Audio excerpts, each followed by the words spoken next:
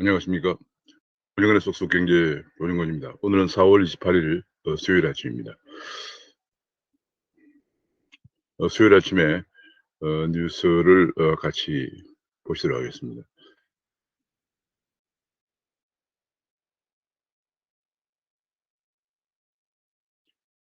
귀에 쏙쏙 들어가도록 경제 기사를 쉽게 해드리는 명품 시사들 4월 28일 아침 뉴스에서를 시작하겠습니다. 구독과 알림 설정을 눌러주시면 감사하겠습니다. 어제 한국은행 성장률이 발표됐습니다. 한국은행에서 금년 1분기 성장률이 발표됐는데 전기 대비로 1.6% 성장했다. 이런 발표를 했습니다.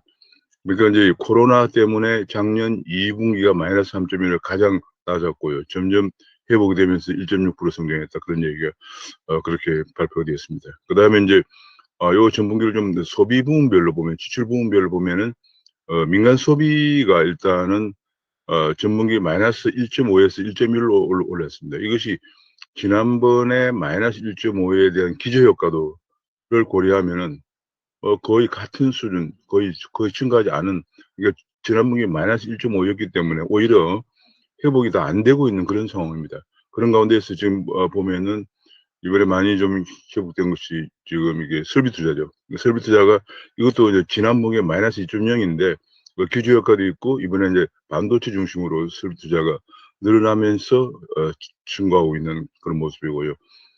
지금 수출은 오히려 전기비에 비해서 오히려 둔화되고 있는, 수출 증가율이 둔화되고 있는 그런 모습을 보이고 있습니다. 지금 현재 한국의 반도체나 자동차 정도 가 수출을 주도하고 있고 나머지는 사실 수출이 부진한 상황입니다. 요거를 제가 조금 더 자세하게 보면은 전년 동기로 볼 필요도 있습니다. 전년 동기비로 보면은 전년 동기, 보통 우리가 전기비로 볼 때는 계절 조정을 하고 보고요.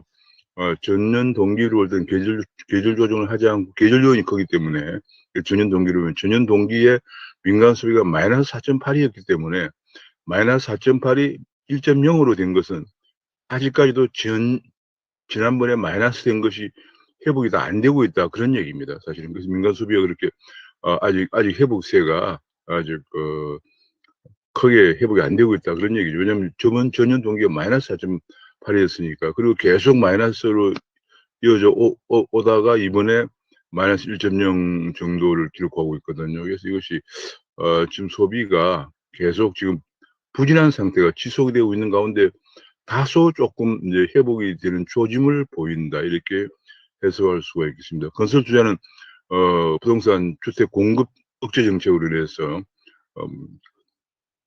마이너스를 기록하고 있고요. 설비 투자가 이제 반도체의 증설에 힘입어서 증가하고 있는 그런 모습을 보이고 있고, 수출은 전년 동기가 6.3이었는데 5.5로 다소 좀 둔화된 그런 모습을 보였습니다. 그래서 이제 성장률 전체를 본다면 전년 동기에는 1.4였는데 전년 동기 기준으로 하면 1.8% 증가했습니다. 우리나라 성장률이 지금 현재 대체로 한 3% 내외인 걸 생각하면은 지금 상반기가 아직 회복은 된 건 아니고 지금 조짐을 조금 보이고 있는, 특히 이제 그 반도체를 중심으로 한 그 건설 설비 투자 증가율이 크게 기여하고 있습니다. 그래서 결국 지금 한국 경제가 전체 수출의 약 20%를 반도체가 차지하고 있고요. 그거로 인해서 국내 설비 투자도 일어나면서 이것이 사실상 반도체가 지금 현재 우리 경제 회복을 견인하고 있다. 이렇게 볼 수가 있습니다. 그런 데 대해서 그래서 언론 분석도 보면은 민간 소비가 늘어났지만 코로나 전에 95% 수준밖에 안 된다. 그런 얘기를 분석이 나오는데 제가 보기에는 95% 수준도 안 될 겁니다. 지금 작년 1분기가 마이너스 4.8이었는데 지금 1.0이니까. 그리고 작년 내내 지금 코로나 때문에 마이너스 4, 마이너스 4, 마이너스 6, 마이너스 5를 기록했거든요. 그래서 1.0은 지금 다소 회복 기미를 보이는 정도지 아마 민간 소비가 95% 수준도 안 될 것입니다.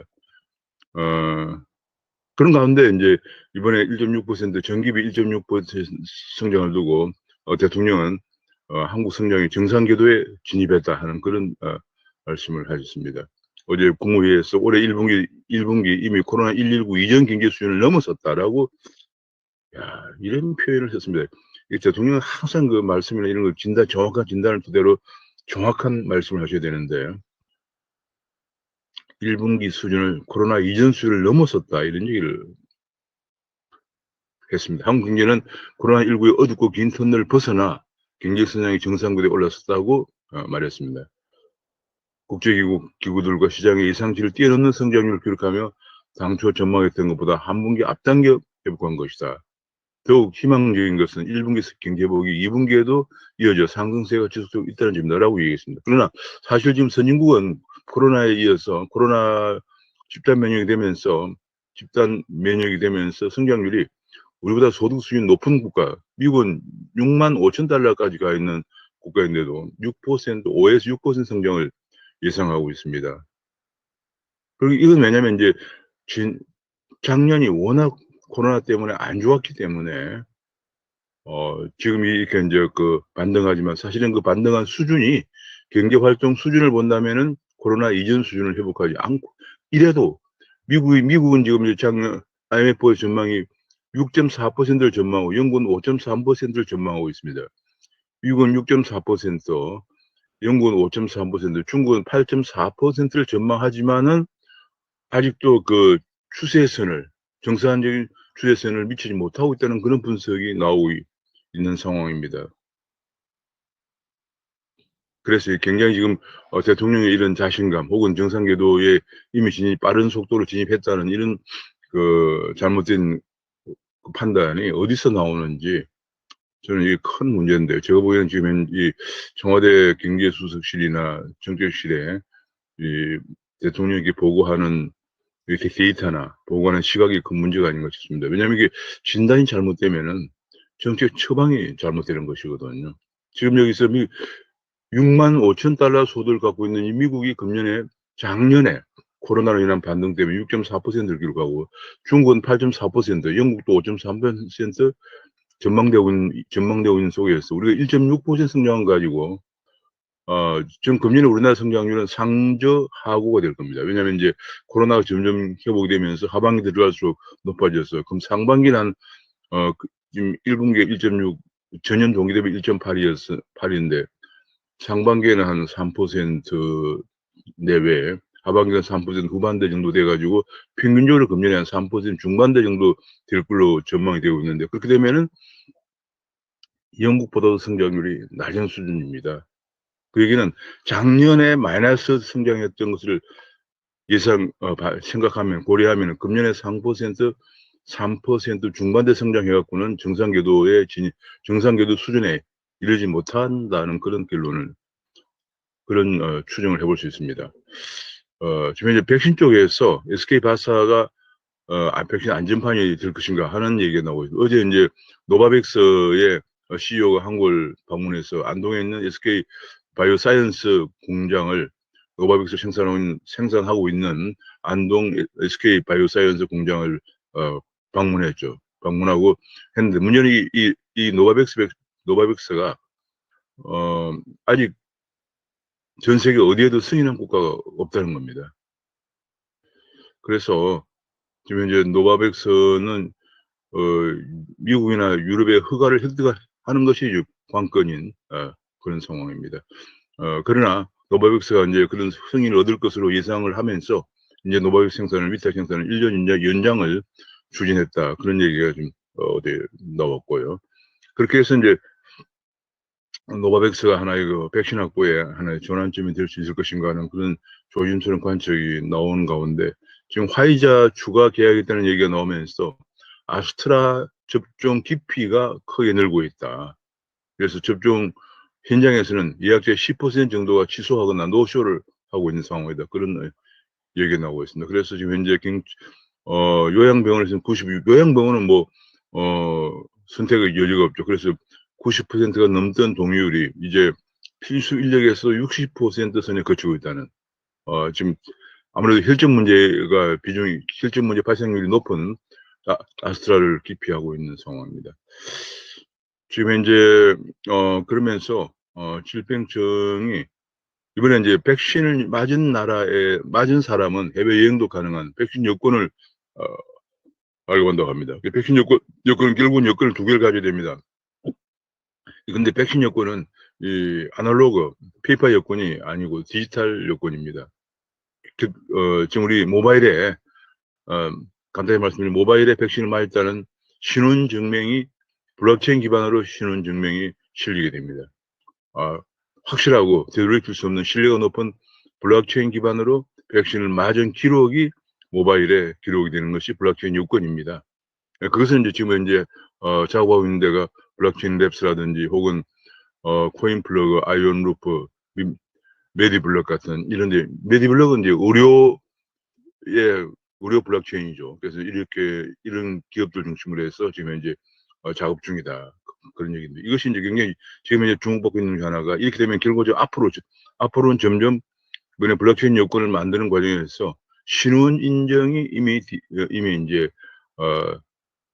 분산 아이디 블록체인 기술을 기반으로 한 분산 아이디로 바뀔 가능성도 있습니다. 그래서 최근에 이것 때문에 신원 인정을 하는 그 블록체인 회사, 가상화폐 회사의 주가가 많이 가격이 많이 올라가고 있는 그런 상황입니다. 지금 이제 한 가지 그 아침에 나온 뉴스 중에서 아주 주목할 만한 뉴스가 K바이오, 우리 바이오가 인도네시아에 코로나 백신을 처음으로 선구매 수출을 했다는 얘기입니다. 선구매 수출이라는 것은 앞으로 나오면은 수출을 해달라고 구매를 계약했다는 거죠. 현재 제넥신에서 인도네시아에 있는 칼베 파르마사의 GX 19N이라고 하는 그런 그 백신을 개발하고 있는데 지금 현재 2상까지 갔다고 합니다. 1상을 마치고 1상을 완료하고 2상까지 갔는데 3상이 돼야 3상이 끝나야 이게 상용이 가능한데요.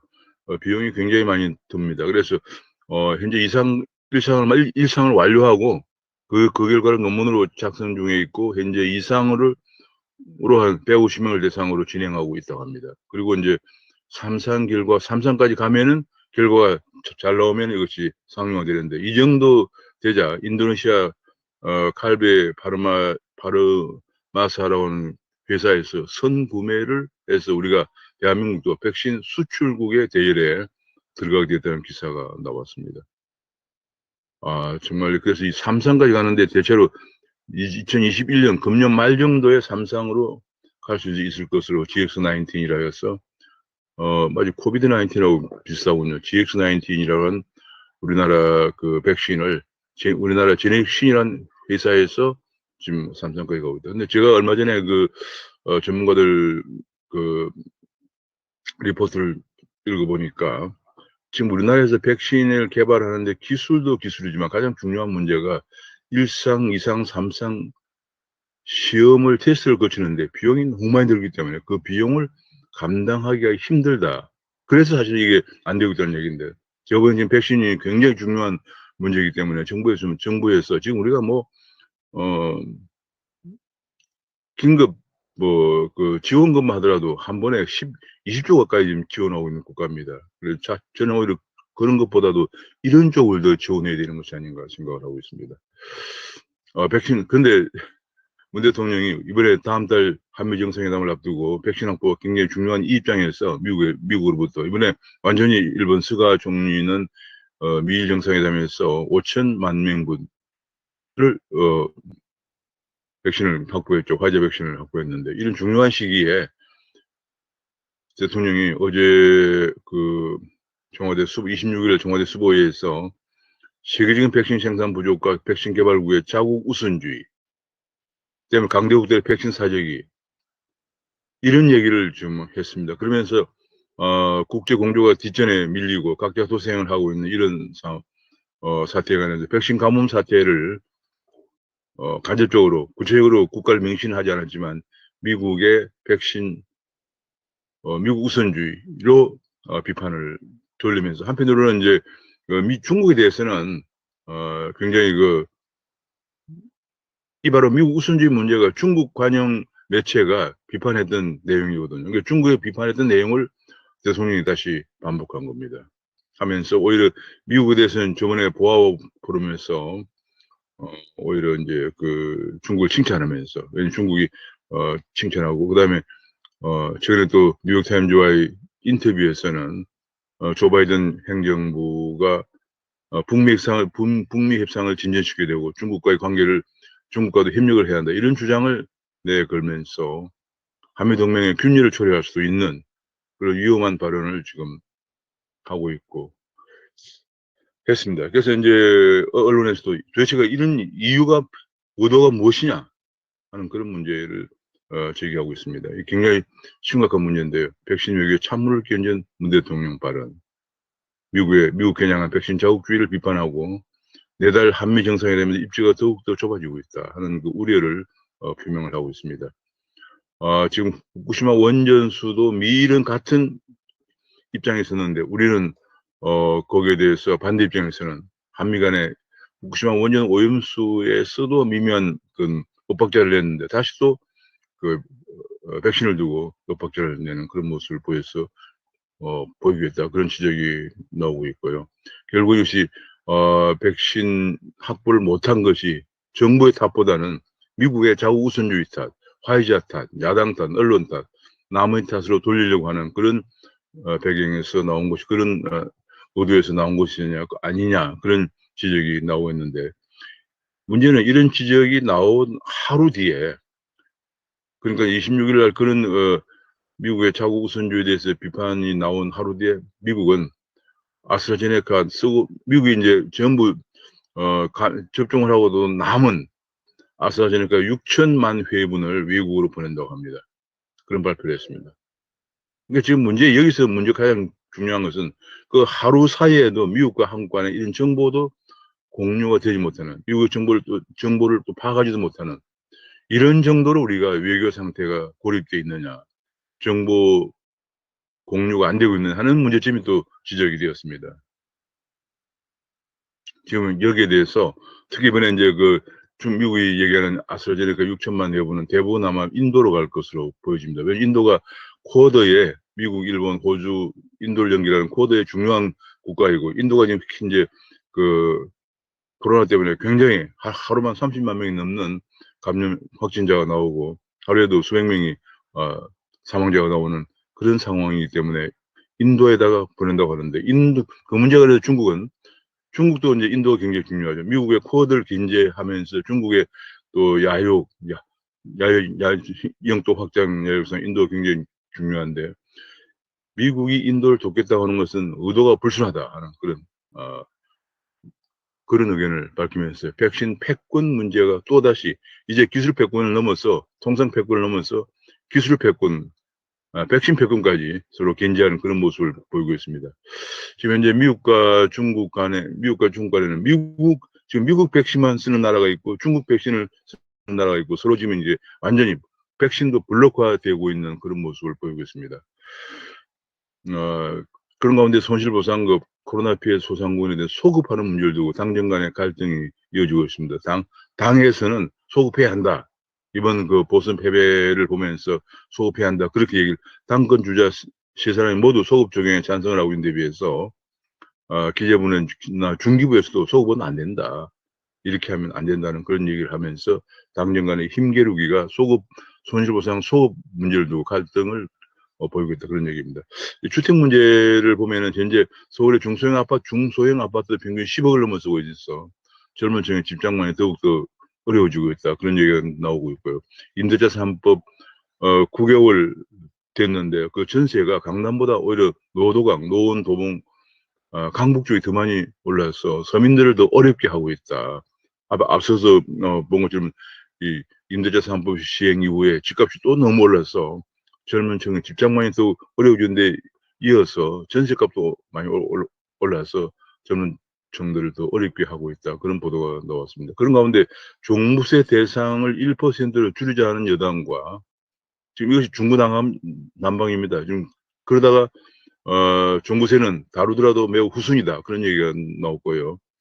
종부세는 또 그러자 또 종부세는 다 열어놓고 보고 있다, 뭐 그런 또 당내에서도 계속 지금 의견이 다르게 나오고 있으면서 혼선을 초래하고 있습니다. 세제 논의가 없다고 했다. 하루 뒤에는 또 배제를 안 한다고 했다가 여당 내부에서 혼선을 보이고 있는데 도대체 누구의 말이 맞느냐 하는 비판이 나오고 있으면서 선거 전후를 선거 전후에 부동산 실정에 대해서 겸허히 사과한다고 몇 번이나 얘기하는 그런 여당이 왜 종부세 개편은 미루고 있나 하는 그런 지적이 질타가 나오고 있습니다.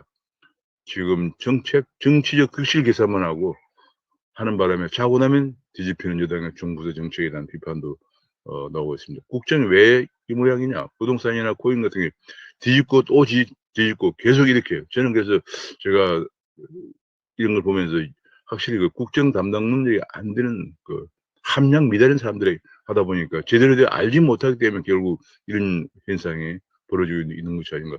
이렇게 하려고 했다가 또 이렇게 저렇게 하려고 했다가 또 이렇게 하려고 했다가 계속 여론에 따라서 흔들리는 그런 모습을 여론과 정치적 득실을 계산하면서 흔들리는 그런 모습을 보이는 가운데 시장은 계속 혼선을 초래하고 있는 모습을 보이고 있습니다. 그래서 부동산 정치가 아니라 실소유자 보호 정책을 펴야 한다는 주장도 나오고 있습니다. 파퓰리즘 대신에 정책이 중요하다는 얘기가 나오고 있고요. 그런 가운데 지금 백신이나 반도체 문제를 해결하기 위해서 이재용을 이용해야 된다. 그런 얘기가 나오면서 이재용의 그 석방에 대해서 사면에 대해서 건의서를 경제단체장들이 전달을 했지만 청와대 전달했지만 딱 잘라서 청와대에서는 거절했다. 그런 얘기가 나오고 있습니다.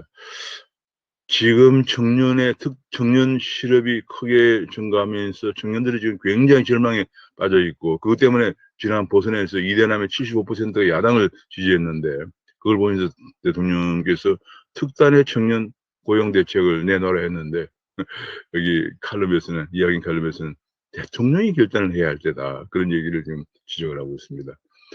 지금 암호화폐 쪽을 보면은 이번에 그 가상화폐 쪽을 보면은 전반적으로 아침에 그 코인 가격이 올라가고 있습니다. 지금 현재 미국의 코인 가격이 다 올라가고 있는 그런 모습을 지금 보이고 있고요. 지금 한국에서도 업비트 마켓 인덱스나 업비트 알트코인 인덱스가 올라가고 있는 업비트 마켓 인덱스는 1.3% 올라가고 알트코인 인덱스는 2.9% 올라가서 전반적으로 비트코인, 이더리움, 리플, 에이다가 다 올라가고 있습니다. 올라가고 있는데요. 지금 도지코인은 어제 하락을 한 지난 24시간 기준으로 보면 하락하는 그런 모습을 보이고 있습니다.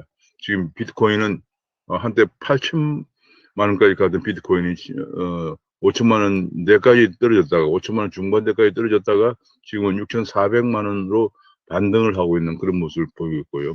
이더리움도 한때 320만 원 정도에 갔다가 지금 떨어졌다가 250만 원까지 떨어졌다가 지금 300만 원대까지 회복이 되고 있는 그런 모습을 보이고 있습니다.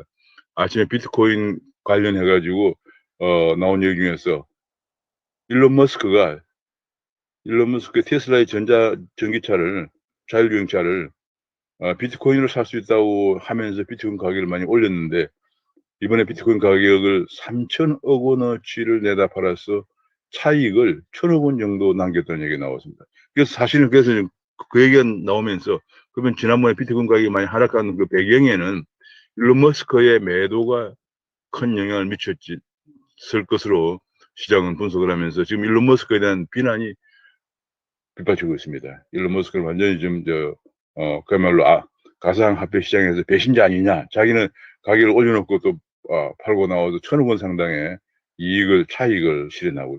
그러면서 볼 때 이번에 그 도지코인도 사실 4월 1일 날 연초와 4월 1일 연이어서 도지코인 가격을 올려서 우리 아들한테 물려주겠다. 뭐 그런 얘기를 한 적이 있죠. 그렇게 하면서 도지코인이 거의 100원 정도 한 7, 80원 되는 것이 500원 정도까지 올라가다 지금은 한 300원 정도에서 안착이 되고 있습니다만은 결국은 도지코인도 그렇게 올라갔는데 지금 많이 올렸는데 지금 이제 시장에서는 약 25% 정도를 보유하고 있으리라고 예상되는 단일 최대 보유자가 일론 머스크가 아닌가 하는 추측이 나오고 있는 그런 상황에서 비트코인을 3천억 원치나 비트코인 가격을 올려놓고는 3천억 원치나 내다 팔아서 1,000억 원의 시세 차익을 가져간 일론 머스크에 대한 비난이 쏟아지고 있는 상황입니다. 그런 가운데 우리 부총리, 지금 총리 직무대행, 홍남기 총리 직무대행은 가상자산은 화폐는 아니다. 이렇게 하면서 내년에 그러나 화폐는 아니지만 자산이기 때문에 내년에 과세를 하겠다는 얘기를 다시 한번 확인을 했습니다. 그리고 금융위가 가상자산 주무부처라고 홍남기 총리 직무대행이 정리를 했다는 그런 보도가 나왔는데 과연 금융위가 좀 총대를 밀 것인지는 이번에 최근에 금융위의 은성수 위원장의 그래서 전부 폐쇄문 발언 이후에 강행 발언이 있은 점을 고려해 볼 때 과연 금융위가 주무부처가 될 것인가는 좀 지켜봐야 되겠습니다. 지금 현재 그런 가운데 대주주도 범죄 경력이 있으면은 암호화폐 거래소를 등록을 거부할 수도 있다. 특검법을 하면서 암호화폐를 이제 신고를 받는데 그 신고를 반려할 수도 있다. 그런 얘기죠. 그러면 최근에 그 CEO가 문제가 돼서 기소 상태에 있는 비스듬의 사업자 등록에 영향을 줄 수도 있을 것이라는 그런 우려가 나오고 있습니다. 비스듬 우리나라 두 번째로 큰 거래소입니다. 금융위가 3년 전에도 가상화폐 대응팀을 운영하다가 없앴다는 그런 보도가 떴습니다. 그래서 지금 현재 이 코인 수령을 거리두고 싶은 여당은 결국은 대응기구 설치를 하려고 했던 것을 없던 것으로 이렇게 하면서 부동산은 투기를 만들어서 대응을 하고 가상화폐는 기존 정책위에서 대응하기로 일원화했다는 보도가 나왔습니다. 코인은 투기가 아니고 제도권 금융을 불신하는 젊은 세대들이 그들이 화폐만을 원하는 데서 나온 것이라는 그런 분석이 나오고 있습니다. 그리고 결국은 암호화폐 또는 가상화폐가 미래를 여는 도구다. 디지털 시대의 미래의 거래 수단이 된 도구다. 이런 분석이 제기되고 있고요.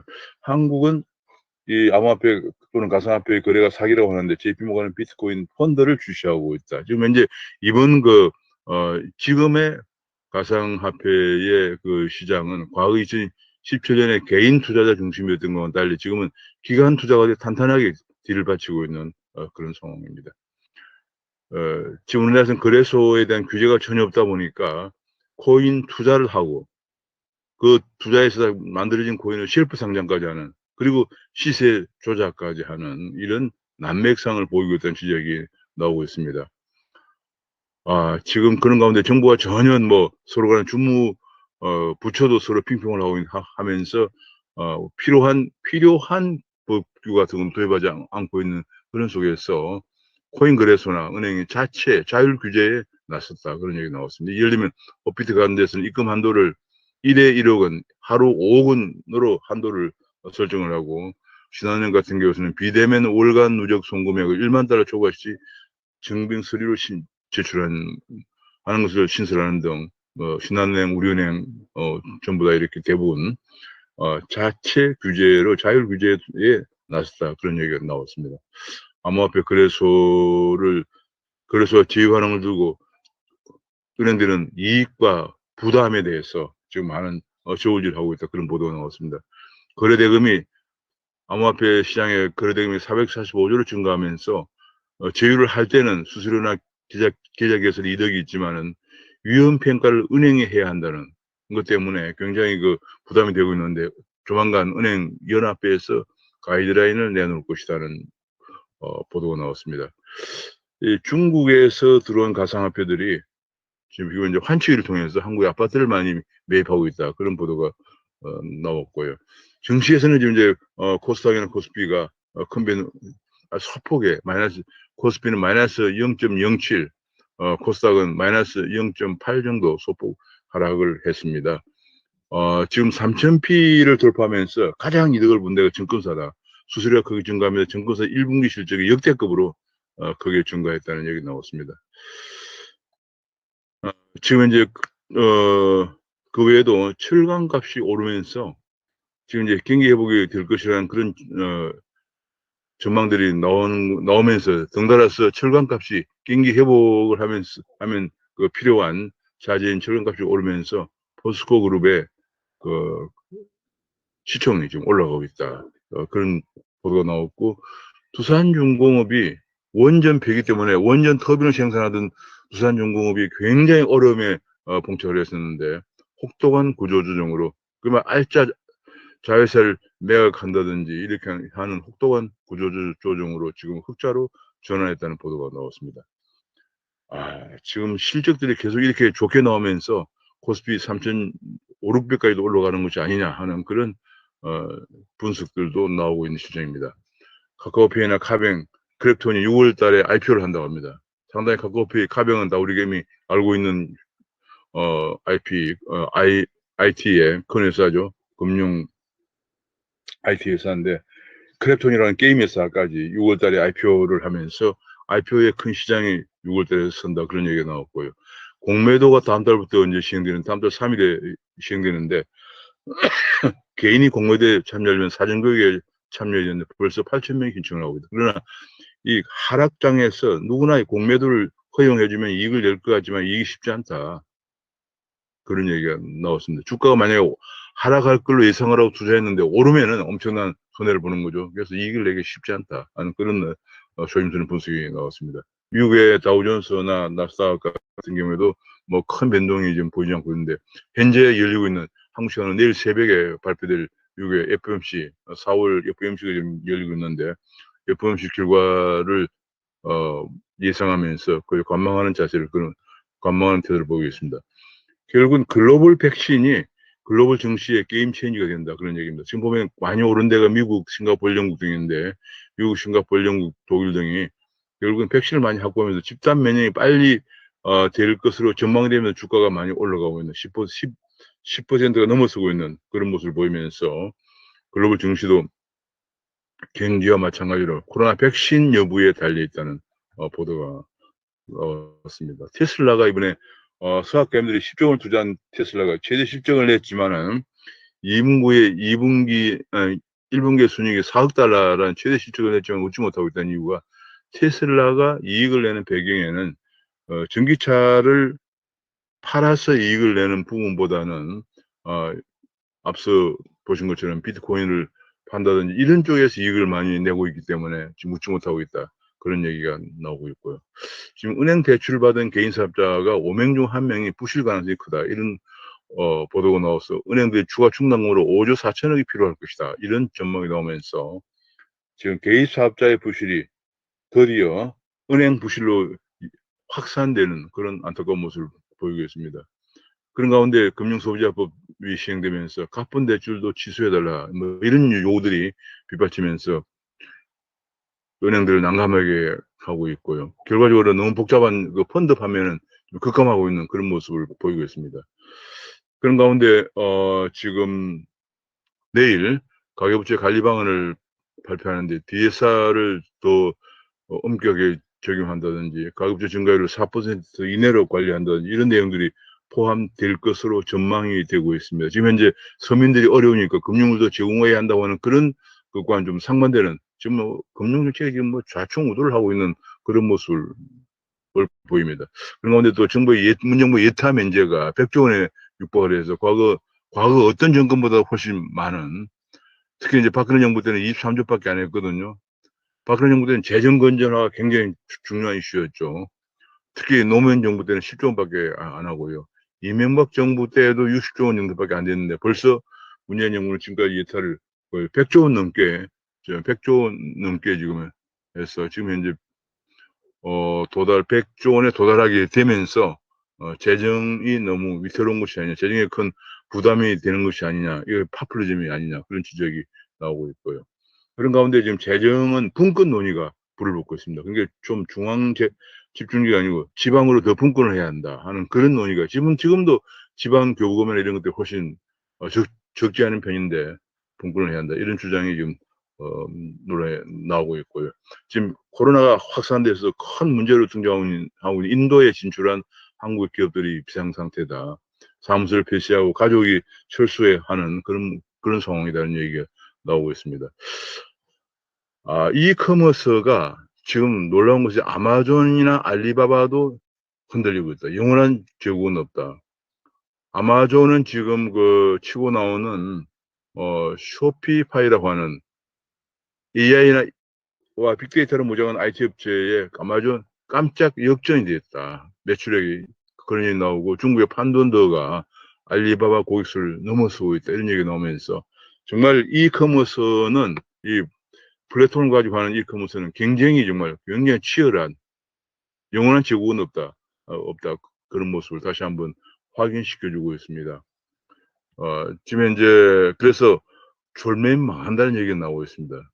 한국에서도 SSG 11번과 마켓컬리 등 새벽 배송의 전면전이 지금 가열되고 있다. 그런 얘기고요. 그런 가운데 로봇을 이용해서 인공지능을 이용해서 상품을 찾으려고 애를 쓸 필요도 없는 무노력 점포까지 등장하고 있는 상황에 대한 보도가 나왔습니다. 그런 가운데 한국에서는 플랫폼 기업을 더욱더 규제하는 대기업 집단제, 이번에 쿠팡의 김범수 의장의 총수 지정을 두고 이런 이제 완전히 대기업 집단제를 자체를 폐지해야 할 때다. 그런 얘기가 나오고 있습니다.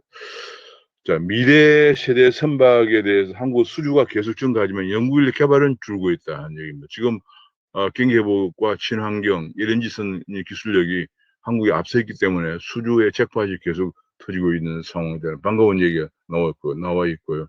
경기회복으로도 유가가 올라가면서 해양 플랜트와 초대형 원유 운반선에 대한 기대감이 커지고 있다는 또 보도가 나오고 있습니다. 지금 한국 게임은 발목이 묶여있는 상태, 중국으로 가지 못하고 중국 게임은 한국으로 오는 그런 비대칭적인 그 규제가 적용되고 있는 데 따라서 중국이 지금 한국 게임에 전 세계 매출 5위 내 게임 중에서 3개가 중국 업체고요. 한국 내에서 절반 정도가 중국 게임 업체다. 그런 우울한 얘기가 나왔습니다. 지금 자율정치하는 인공지능발 마이어벽에 부딪히고 있다. 그런 얘기가 지금 나왔습니다. 인공지능이나 GPU가 성능을 못 따라가는데 상용화 조급증으로 지금 큰 문제 봉착을 하고 있다. 그런 얘기를 하고 있습니다. 지금 뭐 세계 최초 상용화 여기에만 정부는 목을 메고 저번에 초고속 통신망 때도 그랬죠. 그래서 세계 최초 상용화에만 목을 매는 정부, 규제부터 풀어주고 민간에게 맡겨야 된다. 그런 얘기를 하고 있습니다. 지금 거의 정부가 대부분 다 지고 앉아가지고 정부가 각종 정부 부처 산하의 무슨 개발원, 진흥원 이런 데서는 정부의 예산을 가지고 시범 사업만 계속 몇 년째 하고 있는 그런 모습도 있습니다. 방위산업도 지금 우리가 이제는 수출 산업으로 가야 된다. 그런 얘기가 나오고 있습니다. 방위산업 보면은 그 수출이 2016년에는 그래도 18%였는데 작년에는 12%밖에 안 되었다. 수출 규모도 크게 증가하지 않았습니다. 그래서 현재 내수에만 의존하고 있는 방위산업도 이제 수출 쪽으로 귀를 기울여야 한다. 그런 얘기가 나오고 있습니다.